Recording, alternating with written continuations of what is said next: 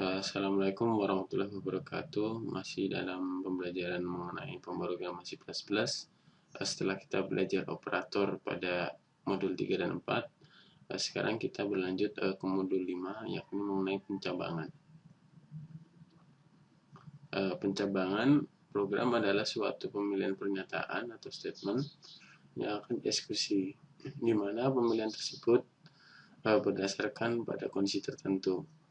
Pada pemrograman C++, umumnya terdapat dua jenis struktur yang digunakan untuk proses pencabangan, yaitu if dan switch. Kemudian pencabangan yang kita pelajari akan ada 4, yakni ada pencabangan if satu kondisi, if dua kondisi, if bersarang, pernyataan switch. Ini kita pertama untuk pencabangan if satu kondisi, berikut bentuk sederhana dari pernyataan if. Ada if kondisi, kemudian ada blok pertanyaan, kemudian ada kondisi yang dijalankan jika nilai tersebut bernilai benar. Oke, langsung saja kita buatkan contoh programnya di Microsoft Visual Studio 2012. Oke, check it out.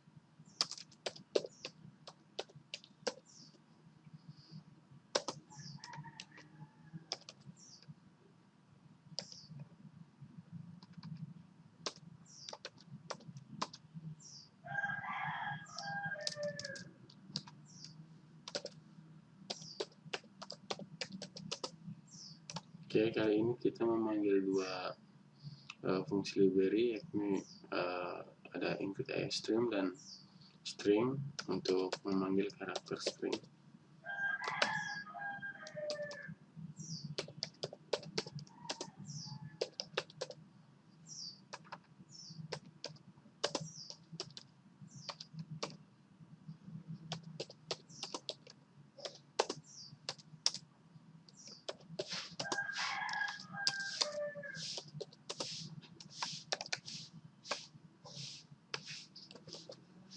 Seperti biasa, kita tuliskan dulu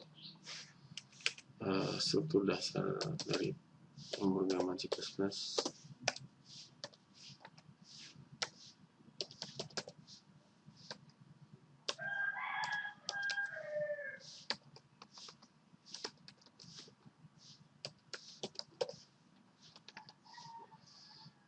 Oke, misalkan kita buatkan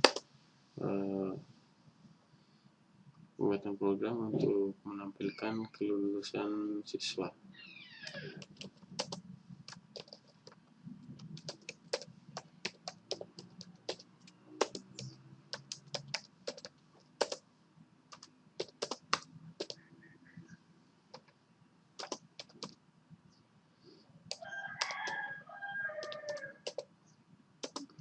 Misalkan nilai ujian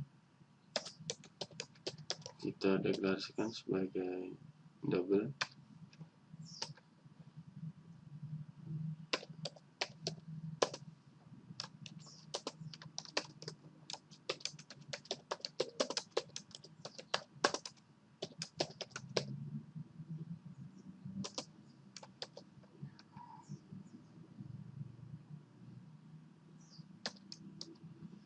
Kemudian untuk masukkan nilai inputan dari keyboard, kita menggunakan sintaks in seperti biasa. Nilai ujian.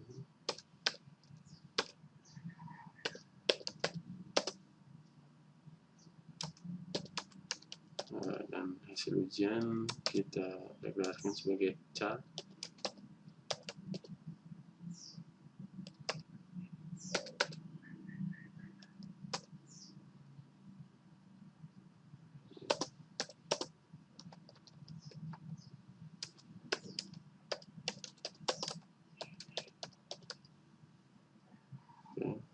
misalkan tidak lebih dari 12 ya, tidak lulus. Ini terserah saja mau mengisi nilai berapa, asalkan di sini tidak melebihi dari yang sudah diberikan nilainya. Misalkan di sini 12, berarti karakter ini tidak boleh lebih dari 12.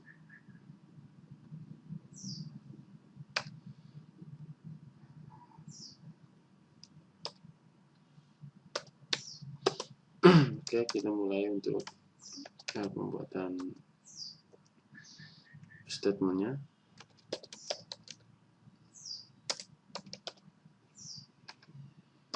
Kan nilai ujian lebih besar sama dengan 60.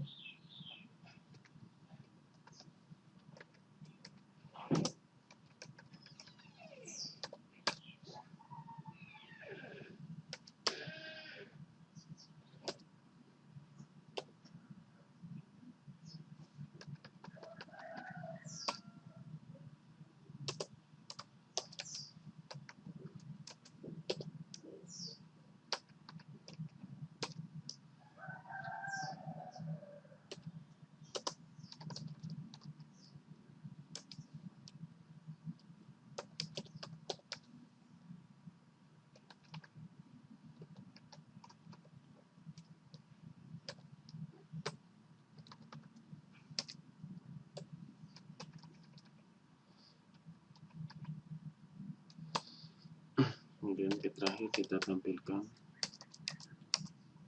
hasil dari pernyataan tersebut.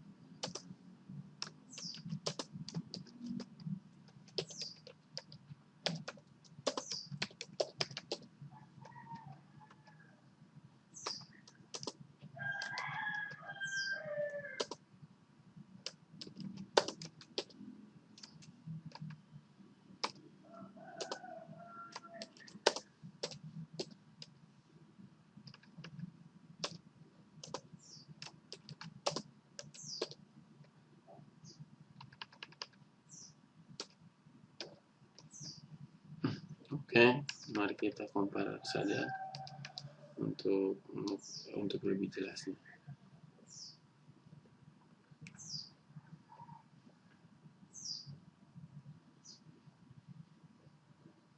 Ternyata masih terjadi kesalahan. Mari kita cari di mana kesalahannya.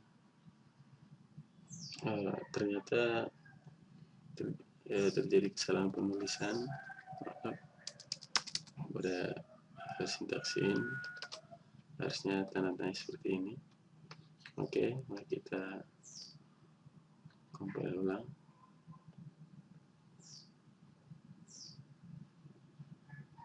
Oke, sukses, kita langsung saja run.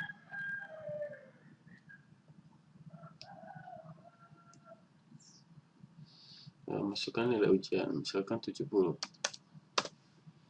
Hasil ujian, maka jika nilai tersebut lebih dari 60, maka hasil ujian adalah lulus.